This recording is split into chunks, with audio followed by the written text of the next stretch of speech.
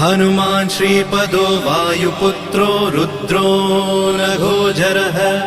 अमृत्यवीरवीरश्च ग्रामवासो जनाश्रयः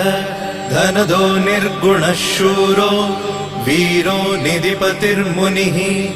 पिङ्गाक्षो वरदो वाग्मी सीता शोकविनाशकः शिवः शर्वः परो व्यक्तो व्यक्तो धराधरः पिङ्गकेशः पिङ्गरोमा श्रुतिगम्यः सनातनः अनादिर्भगवान् देवो विश्वहेतुर्जनाश्रयः आरोग्यकर्ता विश्वेशो विश्वनाथो हरीश्वरः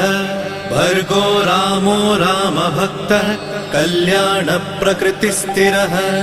विश्वम्भरो विश्वमूर्तिर्